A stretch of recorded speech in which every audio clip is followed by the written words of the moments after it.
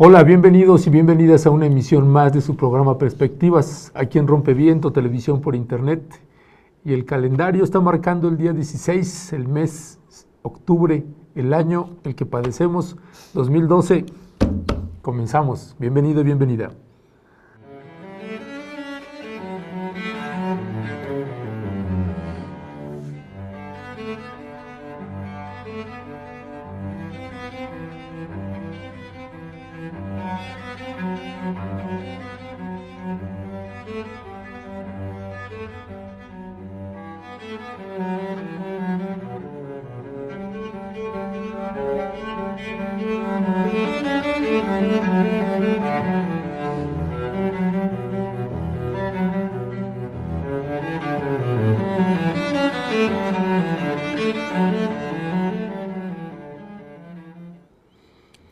No me lo va usted a creer, pero este día tenemos invitado.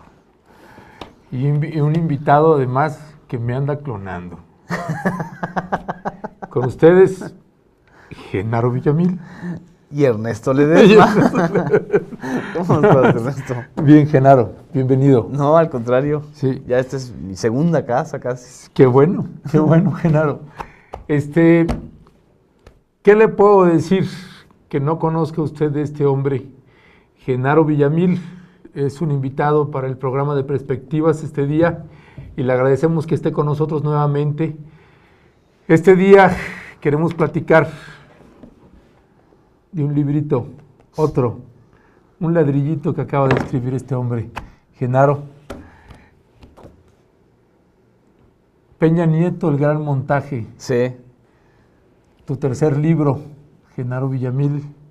Genaro, como usted lo sabrá, es reportero de la revista Proceso, ha escrito también algunos libros más a propósito de Televisa y a propósito de Peña Nieto.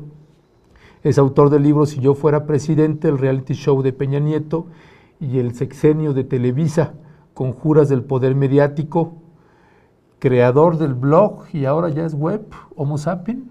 Pues es blog y programa de televisión por internet y conductor de Rompeviento de Homo Sapien TV. Pues está con nosotros y ahora lo invitamos para platicar acerca del libro que acaba de publicar recientemente, que es Peña Nieto, el gran montaje.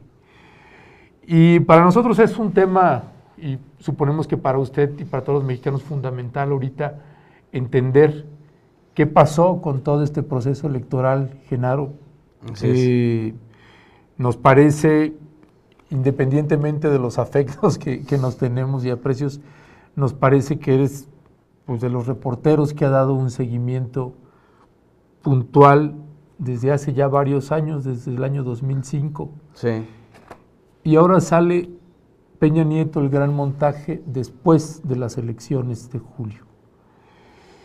Es un libro que contiene 6 capítulos. Uno es Victoria Amarga, la otra cara del reality show, las encuestas, los nuevos spots inductivos, de Toluca con amor, ¿no? Aguas peligrosas entre Salinas y Cedillo y presidencialismo de pantalla. Así es. Un libro que en verdad ha documentado todo el montaje de lo que es Peña Nieto y el papel de los poderes fácticos. Una victoria amarga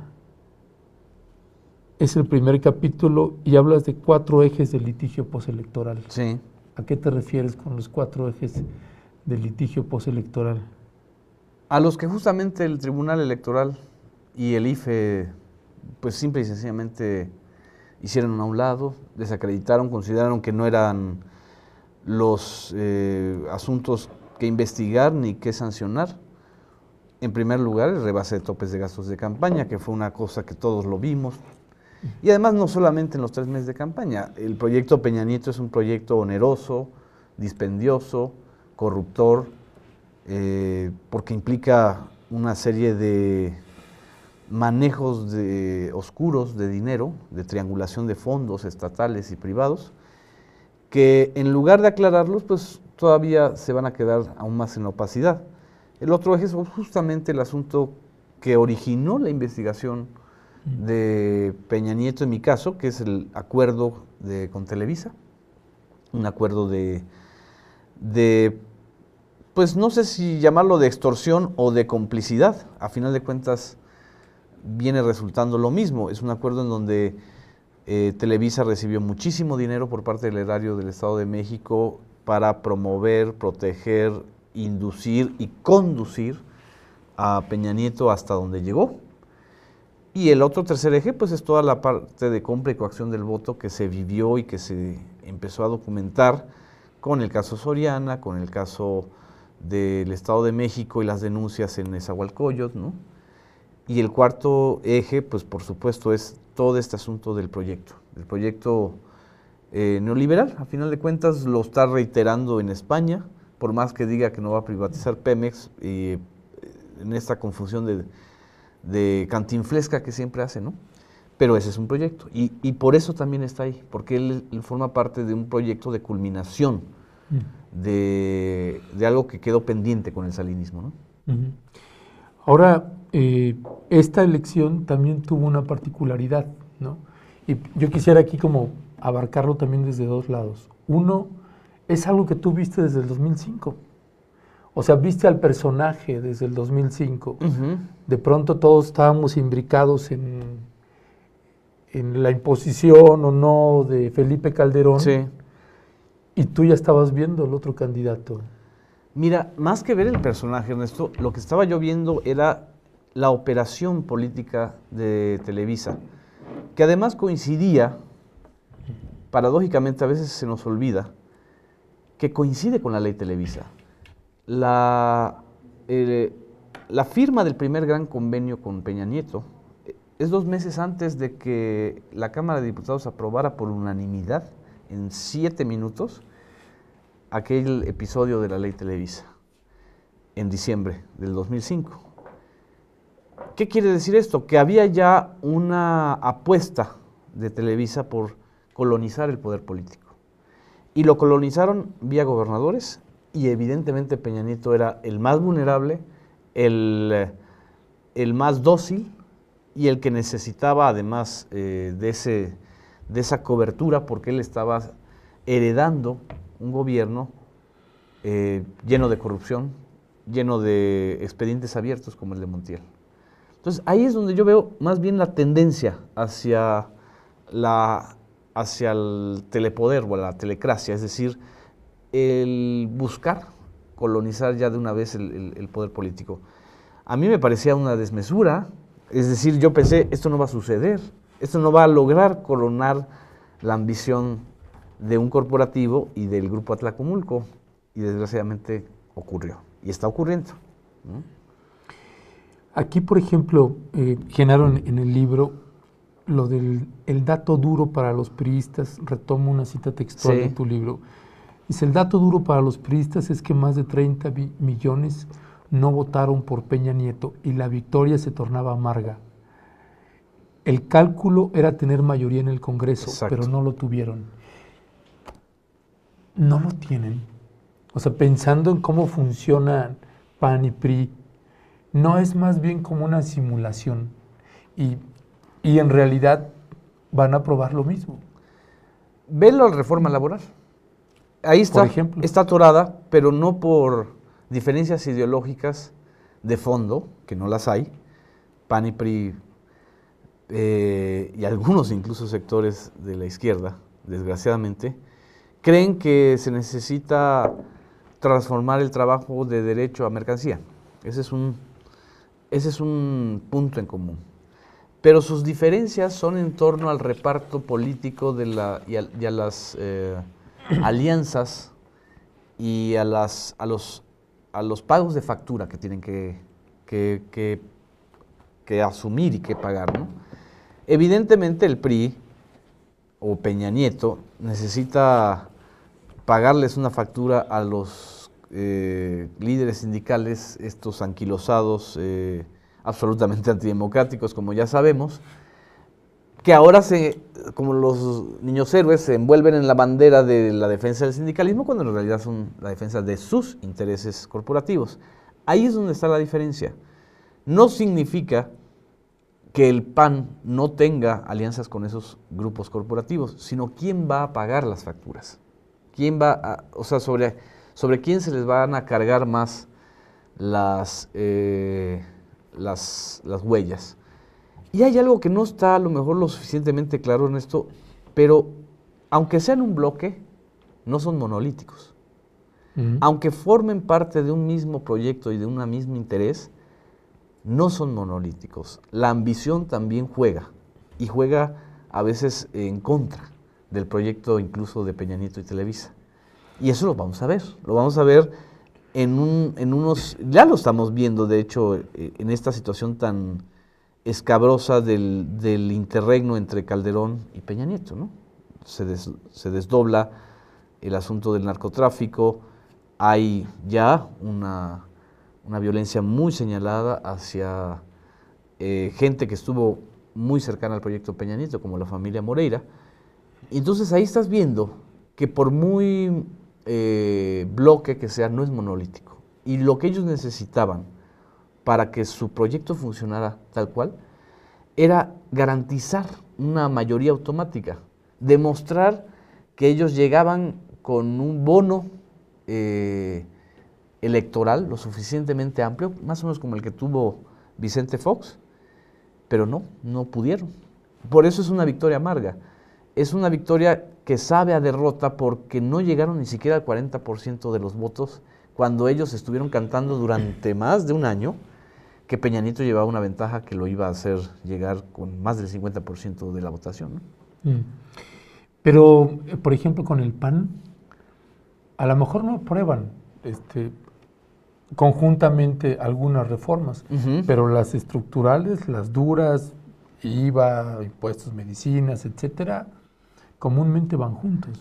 La tesis del libro es que para que Peña Nieto pudiera llegar al poder, se destruyeron o se debilitaron muchos elementos del sistema que garantizaban la paz social o el control social, la intermediación, esta necesidad de una especie de manto de negociación. Y como no existe, porque el PAN también lo destruyó, o sea, el gobierno de Calderón y el gobierno de Fox fueron terribles en eso, o sea, fueron destructores de un sistema y no renovadores de otro, o creadores de otro. Ellos administraron la decadencia del sistema que heredaron. Entonces, cada una de las reformas estructurales, pensemos en el aumento del IVA al 22%, en la reforma energética y todo lo que implicaría la privatización de Pemex o la apertura del capital privado a Pemex, según como quieras verle el lado derecho o izquierdo del cerebro de Peña Nieto. Y Oye, hay que ver si hay ahí. Si es que hay. No, claro que hay, desgraciadamente sí hay, porque además digo, no es muy explícito ni muy lúcido que digamos, pero hay un proyecto. Y toda la parte de privatización de los servicios de seguridad social, revestido como reforma social, o todo el proyecto de privatización de la educación pública, que implicaría el pleito con el Bester y con el CENTE, todo eso trae consecuencias políticas. El asunto aquí no es ideológico. El asunto aquí es quién va a pagar los saldos de los desarreglos políticos cuando se pretenda imponer este modelo. Y evidentemente hay una sociedad activa, actuante, una nueva generación, que a diferencia de aquel salinismo del 88-94, pues no se va a quedar callado, esperando a que les abran las puertas de los medios de comunicación masiva. No, ellos ya tomaron la iniciativa. Entonces, de una u otra manera, sí hay un escenario complejo. El PAN, por supuesto, va a actuar conforme a su línea ideológica. En ese sentido es el sistema PRIAN, pero ese sistema PRIAN no garantiza el consenso y la docilidad de las personas, entonces, o de los ciudadanos, para aceptar todo el modelo que viene. Entonces va a haber un juego, un rejuego de echarse la bolita, ¿no? Y eso va también a generar mucha tensión, ¿no? Pero aquí, por ejemplo, y retomando también lo del libro, el papel de los medios de comunicación. Sí. ¿No? Tú, por ejemplo, me estás hablando ahorita de redes sociales Así también, es. medios alternativos que Así es. empiezan a surgir. Y el papel, por ejemplo, de los poderes fácticos, si ahorita controlan el 90% de los medios de comunicación, si se sostiene la imposición de Peña Nieto, en 6 años no va a quedar Así es. un medio electrónico. Por ejemplo, pienso en las gobernaturas. Ujú, ujú. Por ejemplo, en tu libro mencionas la feudalización del presidencialismo en 32 virreinatos. Así es, ¿no? así es. Entonces, con los poderes fácticos, a todo lo que dan, encubriendo, además de que pusieron un presidente, finalmente Claro. sí pusieron presidente, ¿cómo estás viendo el escenario ahí? O sea, nos alcanza como sociedad civil teniendo un priismo renovado que retorna y con los poderes fácticos a todo lo que dan como sociedad civil nos da. O sea, Por supuesto que si lo ves desde el ángulo de ahorita, uh-huh. tú tienes a un sector de la sociedad civil golpeado, desmovilizado incluso, desmotivado, porque los fraudes y las imposiciones desmovilizan, ¿eh? No generan un efecto contrario. Es parte de la guerra psicológica también, ¿no? Es el avasallamiento, el aplastamiento, la sensación de que no hay nada que hacer, mejor o te acomodas, o te aclimatas, o te aclimueres, o como diría el clásico Luzano, copelas o cuello, ¿no? No, el clásico Zenli Llegón. Sí. Copelas o cuello, ¿no? Pero con todo y esta sensación, esta furia contenida, esta furia social por la imposición, no lograron, y eso es lo que hay que detectar y analizar y estar muy conscientes, no lograron cumplir con el guión completo. Impusieron, avasallan, por supuesto que los poderes fácticos están ahí, pero no tienen credibilidad. No. Están heridos en la línea de flotación de que es la credibilidad, y sin credibilidad no hay control social. Ojo, Eso es lo que cambió. Eso es lo que cambió, es decir, tú puedes tener a Televisa muy fuerte, muy sólida, llena de negocios, llena de dinero, Emilio Azcárraga Gallán comprando yates, haciéndose al tío Lolo con las 18 camionetas de Nicaragua, pero la eficacia de Televisa, a diferencia de la eficacia, por ejemplo, de Maseca o de ICA o de no sé, de otro gran monopolio, de Cemex o incluso de Telmex, de Slim, la eficacia de Televisa no radicaba en ser un monopolio solamente o ir avasallando. La eficacia de Televisa radicaba en que garantizaran el control social, en que garantizaran a través de la pantalla la docilidad ciudadana y que dijeran, si Televisa promueve a este gobernador, a este fulano, a Peña Nieto, pues entonces eso garantiza que la gente va a votar masivamente por ellos. Eso es lo que está a discusión, que ese gran aparato de control social del sistema político mexicano que es Grupo Televisa está realmente como un gigante con pies de barro. Y en este punto al que llegamos, no va a ser ni inmediato ni fácil el desmontaje de este modelo.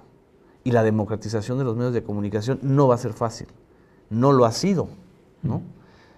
Pero a diferencia de cuando llegó Fox, por ejemplo, hace 12 años, y por eso hay muchas referencias a la llegada de Fox, aquí ya hay una decepción social enorme y creciente, ¿sí? No estoy diciendo que las redes sociales hayan desplazado a las audiencias televisivas, todavía falta mucho para eso. Pero lograron una movilización. Lograron una movilización, ¿no? Y lograron, te digo, darle en el corazón a Televisa. No, el corazón de Televisa no son solamente ni las finanzas, ni su aparato iba a decir reproductor, no, ni ese aparato enorme de, pues, de tecnología y de instalaciones que evidentemente tienen y son muy desarrollados. Pero sí es un aparato reproductor, ¿cómo no? Eso, pero ya tiene muchos condones, ¿no? Sí. O sea, ya tiene muchos anticonceptivos. Esa es la parte. O sea, haz de cuenta que el 132 y ciudadanos comunes y corrientes y periodistas. ¿Ahí se rompió el condón o qué?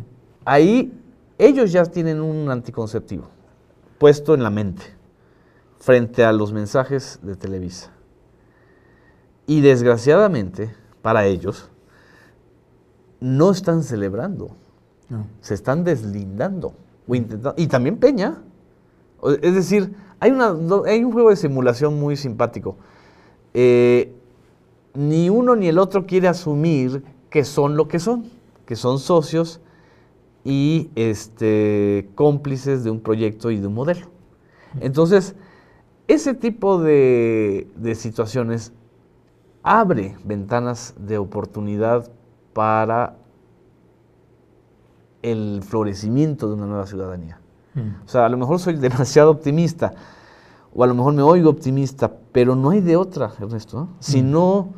Si no vemos también lo ganado y lo logrado, difícilmente vamos a consolidar o vamos a avanzar hacia lo que se debe avanzar. Es romper con el escepticismo, ¿no? De que no se puede, ¿no? Y con el conformismo, que es tremendo. O sea, la ola de conformismo en este país ha generado productos como Peña Nieto. O sea, de decir, no, así todos son iguales, todos son así, y todos siempre caen en lo mismo. Sí, señores, pero este país se está deshaciendo. Y este país es responsabilidad de todos, no solamente de Peña o de Televisa, es responsabilidad de nosotros. Y la gente que no está haciendo algo termina pagando también las consecuencias, aunque todavía no lo sepa. Así es, así es. O sea, cuando sepan que les van a quitar, que el modelo Peña Nieto también tiene que ver con quitar todo lo que es el modelo de pensiones, de seguridad social, y que van sobre eso, sobre derechos sociales ganados a través de muchos años, y que no son dádivas del PRI, son logros de una sociedad que se tuvo que movilizar y que también hubo violencia, ¿no? Entonces tenemos que entender eso. Si no el gran desmontaje, que es lo que viene, o sea, yo creo que después de este gran montaje viene el desmontaje, tiene que ser un desmontaje social, ¿no? Y no solamente depender de un líder, no esperar a lo que diga López Obrador o lo que diga fulano de tal, tiene que ser una acción social. Sobre eso vamos a hablar ahorita otro poquito más. Vamos a ir a una breve pausa, ya nos colgamos y aquí ya me están haciendo caras de todo tipo. Estamos de retro con usted en un instante, no se nos vaya.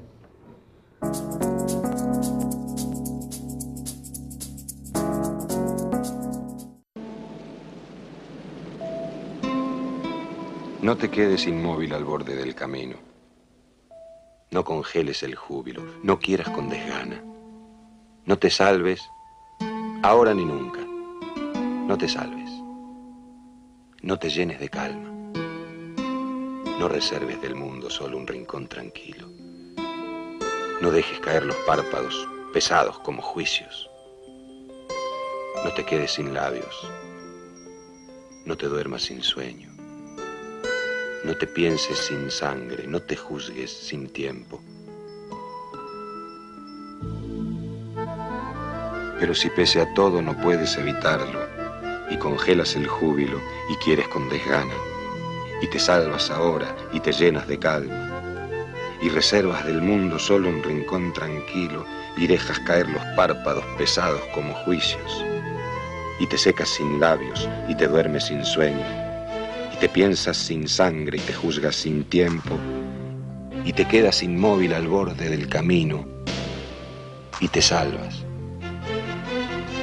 Entonces, no te quedes conmigo.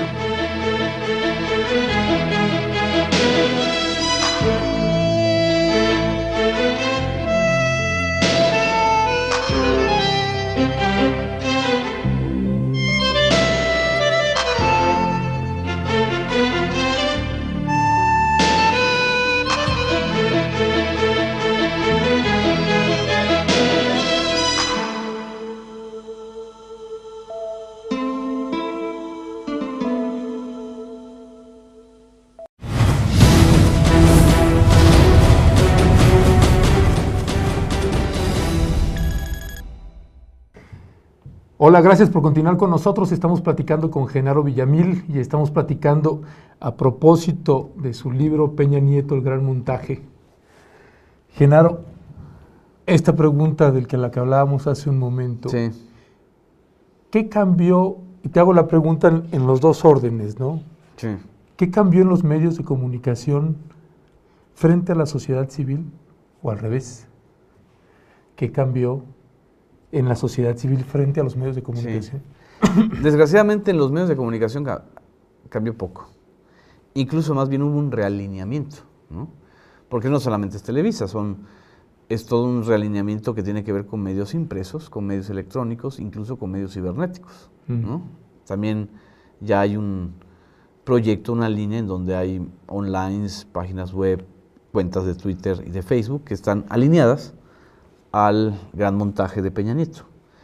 Lo que cambió sobre todo, y eso es lo importante de detectar, es la sociedad civil, o sea, el que está del otro lado de la pantalla, el que está del otro lado de la lectura de los periódicos. Evidentemente hay de todo, desde actitudes muy pesimistas, muy dolidas, muy encabronadas, por llamarlas así directamente, pero también hay una politización que no se había dado ni en el 2000 ni en el 2006. ¿Eh? Eso también a mí me llama mucho la atención, porque de una u otra manera tenemos que observar estos procesos de forma histórica, si no, no tenemos el punto de comparación. Con todo y la polarización brutal que generó la elección del 2006, ese sembrarle el odio a la gente, sembrarle el miedo. 6 años después hay una actitud distinta de la sociedad y sobre todo de votantes y sectores nuevos, incluso de sectores socialmente beneficiados, ¿no? Que no se esperaba, eso es lo único que nunca se esperaba, ni el PRI, ni Televisa, ni Peña, que por ejemplo jóvenes estudiantes de universidades privadas estuvieran en contra de Peña, ¿no? Aparecieron los jóvenes.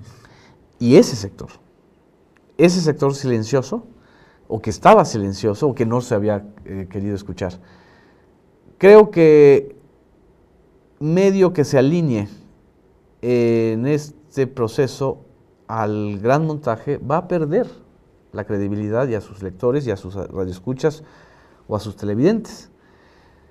Entonces, lo que cambió sobre todo fue en las audiencias y en la actitud de los ciudadanos, ¿no? Insisto, esto es muy nacible, a veces uno puede hablar desde la óptica de un optimismo, pero también hay algo que se llama imaginación social, como diría Ray Mills. Si no tenemos esa imaginación social o esas ganas de crear también una sociedad deliberante y crítica, pues mejor nos quedamos en nuestra casa y nos cruzamos de brazos, ¿no? Pero yo creo que sí es efectivo y evidente que este agotamiento, esta ruptura de una sociedad silenciosa frente a sus medios ha sido muy fuerte. ¿Dónde quedaron los movimientos sociales? De pronto todo se centra en el proceso electoral, surge el 132, todos volteamos al 132 y los movimientos sociales como en silencio, como en un subterráneo, andando. No significa, creo, que estén ni desaparecidos, sino que están ahí. Es decir, va a haber movimientos sociales si hay un proyecto de reforma social muy antisocial, valga la redundancia, o en contra de los derechos ganados. Nada más esperemos la salida de Calderón y el movimiento de víctimas o de gente que va a demandar a los grupos policíacos que violaron derechos humanos. O sea, yo creo que puede haber un resurgimiento de los movimientos de derechos humanos muy fuerte. No lo estamos viendo porque evidentemente la coyuntura y las circunstancias no permiten o no facilitan, ¿no? Que estos movimientos tengan una visibilidad clara, pero existen. Va a haber un movimiento laboral que no va a depender de esta reforma o antirreforma, ni de los sindicatos charros del PRI. Y se está generando una serie de réplicas del modelo Yo Soy 132. Quizá, yo siempre lo he sostenido, a lo mejor no lo hemos debatido lo suficiente con los propios jóvenes del 132, la gran victoria del 132 es un concepto, no un movimiento. Porque como movimiento, el 132 es muy complejo y muy joven y va a ir derivando de muchas cosas, pero el triunfo es simbólico y no es poco. O sea, ya el hecho de que exista en torno al concepto Yo Soy 132 una actitud de insurgencia ciudadana, no violenta, pero sí crítica, eso ya es algo que está en todos lados. Y que por supuesto tiene como eje la democratización de los medios. Y esta parte también fundamental de que empieza a haber una discusión política en las universidades de qué está pasando en el país. Así es. Que eso es algo que tampoco estaba. Así es. Lo más grave es que pretendan imponer el modelo como el de Michoacán, de llegar con la policía y decir que los violentos son los normalistas y detenerlos. Porque lo mismo, es el ensayo de lo mismo que sucedió en Oaxaca con la APO, criminalizar a los movimientos sociales. Y lo mismo que sucedió en Atenco con Peña Nieto, criminalizar el movimiento social de Atenco. Yo creo que ya no van a tener la efectividad que tenían antes para eso. Es decir, ya hay un agotamiento de esta sensación ciudadana de bueno, pues nos doblamos y negociamos con el Estado. A menos que vayamos, y eso también es un escenario muy, muy negativo y que puede ser presente, a menos que vayamos a un modelo casi fascista, en donde se cierren por completo las válvulas de expresión social, ¿no? Creo que va a ser muy difícil que ese escenario se cumpla, pero no los descartemos, está en la mente de muchos de ellos. Regresan los jurásicos con jurasiquitos, Así ¿no? es. No. Pero ahí retorna otra vez, por lo menos más visiblemente, la guerra sucia contra movimientos sociales, implementada por gente que la sabe llevar a cabo, que la ha llevado por muchos años. Y ahí, por ejemplo, ¿cómo estás tú visibilizando, ¿no? Esta situación con los movimientos sociales en articulación, por ejemplo, con un movimiento fresco como el Yo Soy 132? Porque de pronto los empezaron a estigmatizar. No, si se juntan con estos, se van a radicalizar, van a perder su esencia fresca, etcétera, etcétera. Como si los otros fueran sí. movimientos ya chamuscados, ¿no? Sí. Sí. ¿Cómo estás tú visibilizando eso? ¿Ahí estás viendo alguna posibilidad de acercamiento manteniendo su propia autonomía el 132? Del 132 la verdad es que me faltan elementos como para saber hacia dónde puede ir, pero no dudo de que hay mucha perversidad de parte del sistema y de los futuros gobernantes y van a intentar minarlos, debilitarlos, confrontarlos. Pero ya no es solo el 132. Yo creo que hay una serie ahí de grupos ciudadanos y de movimientos que no se van a quedar tan callados frente a actos que anticipen una mano dura e ineficaz, ¿no? Peña Nieto habla del gobierno eficiente, ¿no? De que se necesita un gobierno fuerte, un Estado fuerte y un gobierno eficiente. Pero lo que nunca ha explicado es que la eficacia no pasa, o sea, mientras más usas la mano dura, mientras más usas la fuerza, mientras más usas al ejército, a las policías, como lo ha hecho Calderón, menos eficaz te vuelves, ¿sí? Es la verdadera eficacia es el monopolio legítimo de la violencia que no se ve, o sea, que no tienes tú en las calles, ¿no? Y si pretenden ir hacia ese modelo, realmente lo que van a hacer es desgastarse todavía más, ¿no? Y creo que va a haber una respuesta social muy fuerte. Ojo, lo que garantizaba antes la eficacia de eso era el control social justamente que ejercían los medios masivos como Televisa. Pero ahora en cualquier momento una información vía Twitter o vía red social o vía blog sobre represión o sobre cualquier intento de engañifa a la sociedad va a generar una réplica que antes no se tenía. Por vez primera, los medios alternativos se presentan ya como un contrapeso frente a los poderes fácticos y van a jugar un papel fundamental para Sí, que la gente le llegue la información. Así es, porque por lo menos un 30% de la sociedad está consultando esos medios alternativos, actúa en función de ellos y ya no cree en lo que ven los otros. Entonces, ahí es donde ya hay hay una, ¿cómo diríamos? Una grieta difícil de cerrar y de sanar, por llamarla de alguna manera, porque además no tienen esa visión para hacerlo, ¿no? Y porque siempre la visión, tanto del modelo Peña Nieto como del modelo Televisa, ha sido el control. No es la democratización, es el control de la información, es el control de las audiencias, es la imposición del discurso propagandístico como si fuera discurso informativo. Pero es una planeación, Genaro, ahí. Por ejemplo, en tu libro, que hablas sobre ellos ampliamente, el proyecto Jaime o el proyecto Jorge, ¿no? Bueno, que era Jaime pasó a ser proyecto Exacto. Jorge. La empresa Endemol, ¿no? Ajá, México. así es. O sea, de pronto toda esta planificación, además de que me gustaría que pudieras explicar un poco qué es el proyecto Jorge, en Sí. qué consistió, porque me parece que explica muchísimo el tamaño de una planeación. Así es. Que sí pone presidentes. Claro, No, claro. Que sí pone presidentes. Claro, claro. ¿Qué es el proyecto Jorge? Y con este tipo de planeaciones, otra vez la misma pregunta, ¿nos alcanza para enfrentar esto como sociedad civil? Proyecto Jorge era el nombre clave que en la empresa El Mol, que es una subsidiaria no admitida públicamente de Televisa, ahí es donde se planeaba no solamente la producción de los spots de Peña Nieto, estos que vimos en donde está recorriendo el país y se abraza con las señoras y baila con una gaviota, etcétera, sino que también hacían espionaje de imagen.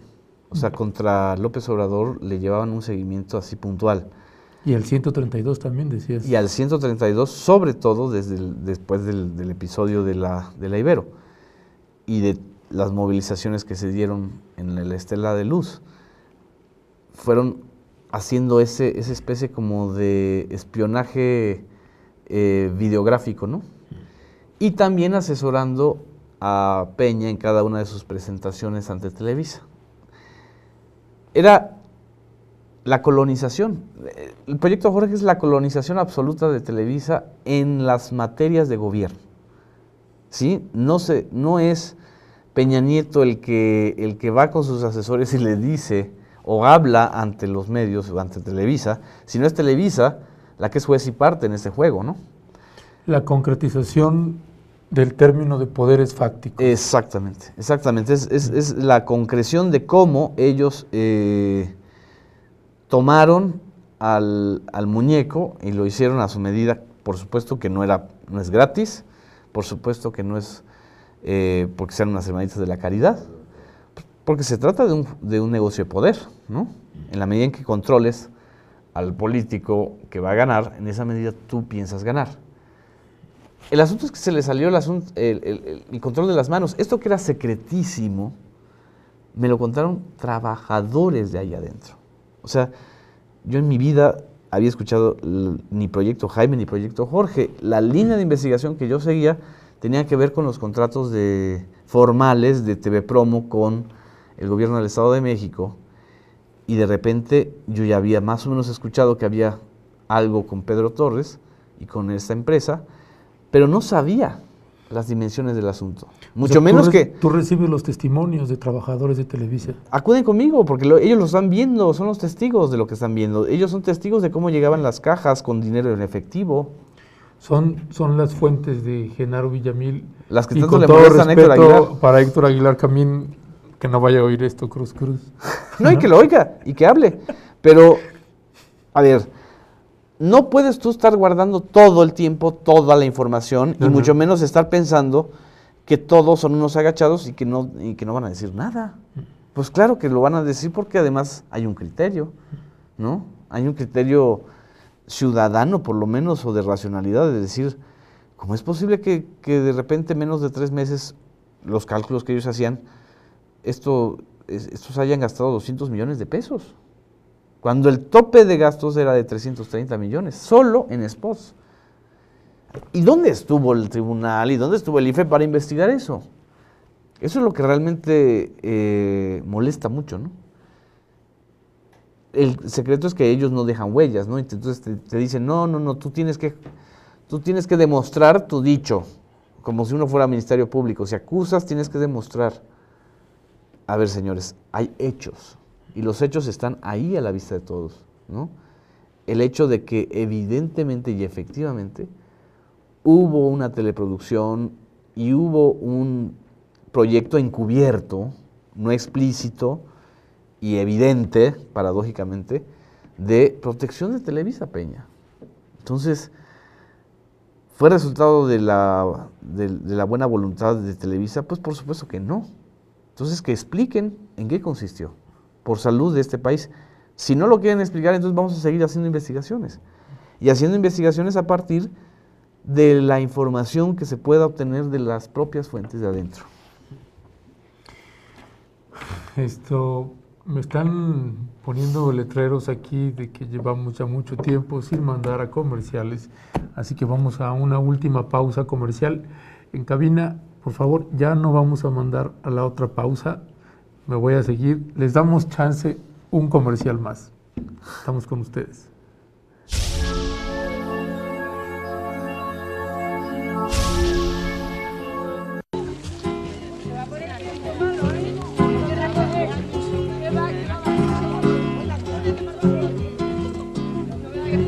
Oye, Rocío, prima, ¿a cuándo es la boda?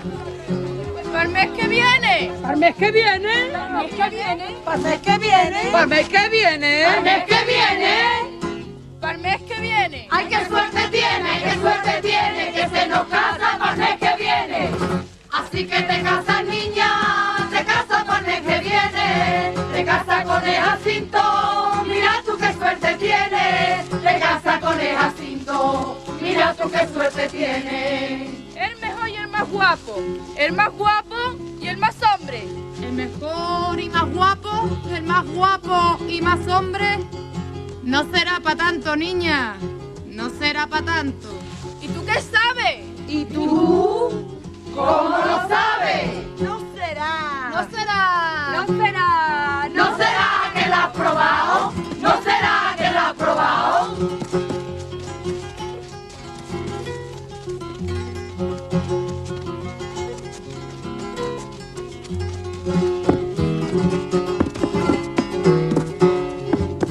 ¿Y qué querrán los hombres con las mujeres? Yo no lo sé. ¿Lo sabes tú, Candela? Yo no lo sé. A ver si sabéis vosotras qué es lo que quieren los hombres de las mujeres. A ver si sabéis qué quieren los hombres de las mujeres. A ver si sabéis qué quieren. Yo sí sé lo que quieren los hombres. ¿Qué quieren? ¿Qué quieren? Lo que ellos quieren es un lugar calentito para su pajarito, para su pajarito, para su pajarito. ¿Como un niño? ¡Como un niño! Mi novio hasta que echa fuego y no encuentra pajarillo. Mi novio hasta que echa fuego y no encuentra pajarillo. Toma mi jaula, que si entra el pájaro y ya no se escapa.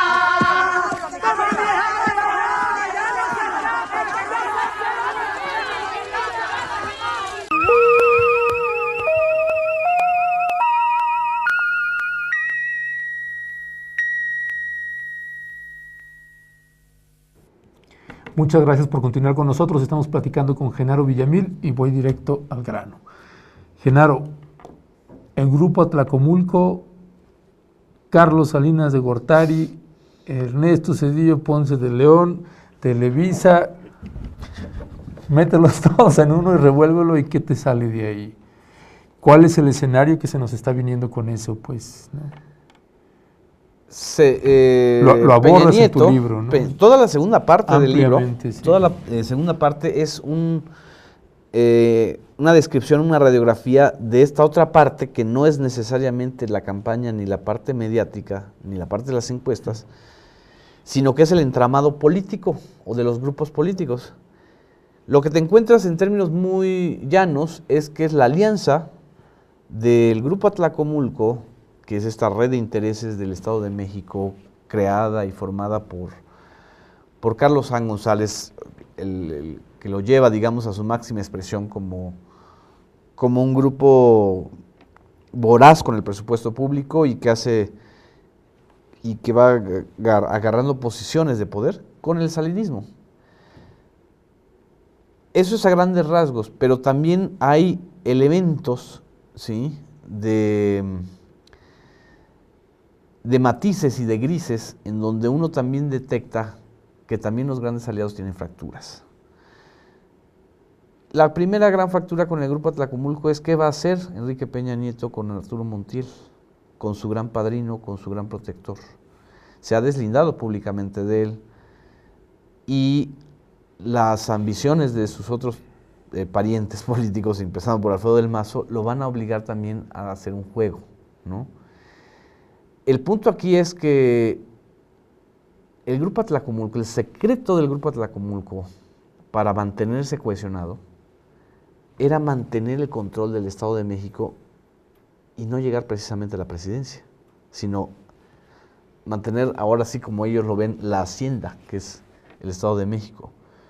Por primera vez van a llegar a la presidencia y es muy probable que esa serie de ambiciones enloquecidas que tienen, de copar la mitad del gabinete, están en eso, o sea, ya hay... ¿Y el Congreso? Y el Congreso, que ya lo tienen, pero evidentemente no lo pueden tener de una manera tan clara porque hay un techo, ¿no? O sea, no más de 40 legisladores por el Estado de México. Pero en el gabinete van por todo, ¿eh? Por lo que más puedan. Si Peña le hace caso al Grupo Atlacomulco o se vuelve rehén de ese grupo, va a romper los equilibrios regionales. Porque también está la otra paradoja. Los gobernadores ya se sienten peñitas. Es decir, ya creen que pueden ser lo que hizo Peña Nieto. O sea, desde su poder feudal y virreinal, llegar al poder, y más si los se sienten marginados. Entonces ahí va a haber conflictos que pueden, si no se negocian bien, pueden detonar en conflictos políticos desde adentro. Y por el otro lado está Salinas, que Salinas está también poniendo a los personajes que quiere. A Rosario Robles fue una recomendación de Salinas. Bueno, y en el Congreso tiene... Y en el Congreso Amalio tiene a los Fabio dos Beltrán, coordinadores. a los dos coordinadores. O sea, tiene a Amalio y tiene a Emilio Gamboa, que, por cierto, según la reforma política, si algo le sucediera al presidente en los 2 primeros años, el presidente interino sería el presidente del Congreso, o sea, de la Cámara de Diputados. Hagamos la deducción lógica, ¿no? Si tiene a Amalio y tiene a Gamboa, o sea, si tiene a los pares del presidente, o sea, a los del poder legislativo, pues va a tener los dos poderes, ¿no?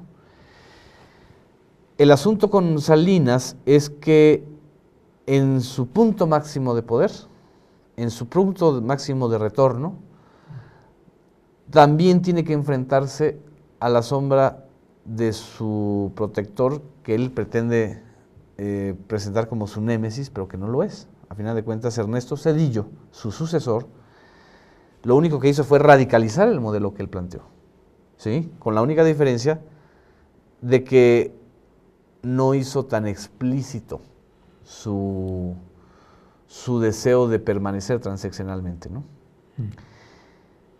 Esta negociación con los sedillistas y los salinistas también va a generar problemas, ¿no? Porque Pero van... tiene más injerencia Salinas. Te planteo un escrúpulo, ¿no? Ujú. En mi opinión, regresó Salinas de Gortari a Los Pinos, Así es, ¿no? O sea, Peña no manda, así es. ¿no? ¿Quién manda? Desde tu perspectiva, ¿quién manda?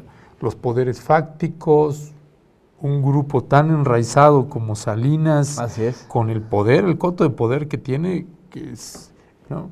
Pero piensa también, si, digo, está canijo lo que te voy a decir, pero piensa tú como si fueras Peña. Sí, es un ejercicio también de escenarios. Tú llegas a la presidencia y te están diciendo, eres títere de Televisa, eres títere de Salinas y eres títere de Arturo Montiel. De los tres se ha deslindado, menos de Televisa, pero de Televisa, de Salinas y de Montiel, ¿qué haces? Pues empiezas a jugar a la simulación, ¿no? Y hay ciertos elementos en donde tú puedes aparentar. En algunos aspectos puede ser eso, un acuerdo, fue parte de un acuerdo. Pero evidentemente con Zedillo o con los sedillistas no va a ser un acuerdo con Salinas. Va a haber fricciones, ¿sí?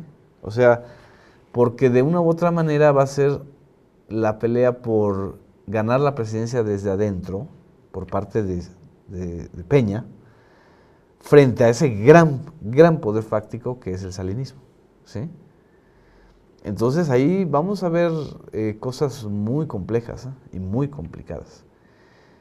Y el tamaño de la perversión de Salinas no es pequeño, ¿eh? No. No, es capaz Salinas de montar movimientos sociales, ¿eh? Y de incidir en movimientos sociales, ¿sí? No, Y vamos a Salinas ver tiene el desarreglos. poder para desestabilizar el país. Ese solo personaje. Porque no es él solamente, es toda la red de complicidades que se armaron. bajo Ese sistema. O sea, el salinismo, a final de cuentas, hemos vivido desde el 88 a la fecha, aunque nadie lo haya hecho de manera tan explícita, este sistema político no transitó a la democracia, transitó al salinismo. Del priismo fuimos al salinismo. Sí, claro, Salinas se fue exiliado en el sexenio de Zedillo, pero con Fox y con Calderón, que son supuestamente los gobiernos de la alternancia, pues retorna. Y retorna además como si fuera remix, o sea, con mayor poder, con mayor posibilidad de incidencia.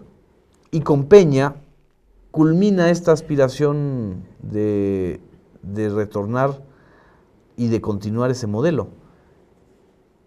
Pero a Salinas le pasa casi lo mismo que a Televisa. Nadie le cree y nadie lo quiere. Le temen, ¿ah? Los políticos le temen, como a Televisa. Prefieren tenerlo cerca, pero no es alguien ni querido, ni al que se le crea. Digo, tú puedes leer sus tabicotes y dices, bueno, no, o sea, ¿quién va a creerle a Salinas que él es el representante de los liberales sociales y no es el representante de los neoliberales? Bueno, solamente alguien como Salinas pretende engañarle a los demás, haciéndose pasar como si fuera una especie de globalifóbico, no es cierto, ¿no? Pero eso que está sucediendo y que ha sucedido va a generar una serie de reacomodos muy duros, muy duros en la élite política.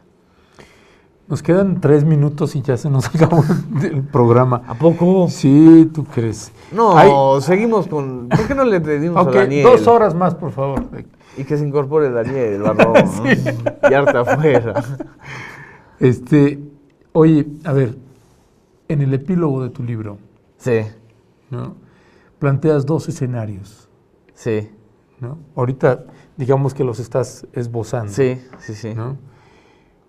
Uno regresa a la mano dura, Sí, a la presidencia de la República, en otro esquema, no es que se haya ido, pero Así en el es. esquema, digamos que tradicional, más duro. en el esquema más priista, Sí. ¿no? Más Sí, tradicionalmente sí. priista. O la opción 2 que planteas. La opción 2 la ves muy lejana, esa reivindicación que pudiera tener la clase política. ¿Cómo estás viendo, para cerrar, este escenario? Yo veo un equipo todavía de gobierno muy debilitado. No sabemos exactamente quién es Peña Nieto. O sea, quién va a ser como presidente de la República. Los esbozos que está dando son bastante contradictorios.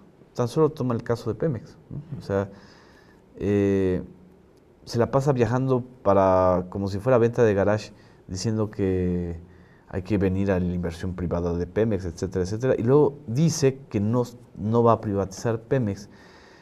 Ya este jueguito de retruécanos, pues no... A lo mejor funcionaron con el salinismo, justamente. Es una copia de cómo lo hacía Salinas, ¿no? Crea el Programa Nacional de Solidaridad para hacernos creer que no se trataba de arrasar con los derechos sociales y con los pobres, sino de beneficiarlos. Pero Peña ni siquiera eso tiene. O sea, no está generando ni creando ni siquiera instancias de interlocución social o corporativa, o neocorporativa. O sea, él va a lo que va. Y de repente hace declaraciones contradictorias. Entonces, ¿a quién le vamos a creer? ¿Al doctor Jekyll o al doctor Mr. Hyde, que tienen el mismo copete y que andan por el mismo país, ¿no? Tampoco sabemos exactamente qué compromisos democráticos va a asumir Peña. Sus 3 proyectos o reformas que ha anunciado son una verdadera vacilada. La Comisión Anticorrupción, la reforma del IFAI y la supuesta reforma para definir la publicidad, simple y sencillamente son medidas que no van a beneficiar a la sociedad de manera directa, que no van a acabar con la impunidad, porque esa Comisión Anticorrupción más bien me suena como Alibaba y los 40 ladrones que se van a proteger a sí mismos, y que tampoco va a democratizar los medios, al contrario, va a tratar de que desde el gobierno la publicidad sea utilizada como un recurso de coerción, ¿no? Esas 3 medidas no las vemos claras. Se nos acabó el tiempo y quisiéramos dar como fechas. Miren, en verdad les recomendamos muchísimo el libro de Genaro Villamil, Peña Nieto, el gran montaje. Si usted quiere tener un recuento de cómo es que llegamos ahorita a este punto en el 2006, de verdad, digo, del 2005 al 2012, de verdad le recomendamos, lea este libro. Es un gran recuento desde 2005 hasta ahorita y que explica quiénes son los actores, qué tipo de estrategias se llevaron a cabo y por qué estamos donde estamos y qué escenario podemos tener más adelante. Estamos poniendo ahí en pantalla las presentaciones que va a tener Genaro Villamil. Ojalá tenga oportunidad de ir a alguna de estas presentaciones que va a tener Genaro. Es un libro que vale muchísimo la pena entender todo el proceso electoral y la imposición de un presidente de la República. Vale muchísimo la pena. Lo invitamos a que usted le dé una buena lectura a este libro. Genaro, muchas gracias. Muchísimas gracias otra vez. Gracias, un gusto. Gracias a usted que estuvo con nosotros. Que tenga usted un lindo día, linda tarde, linda noche, según su tiempo, país o su planeta. Gracias. Gracias.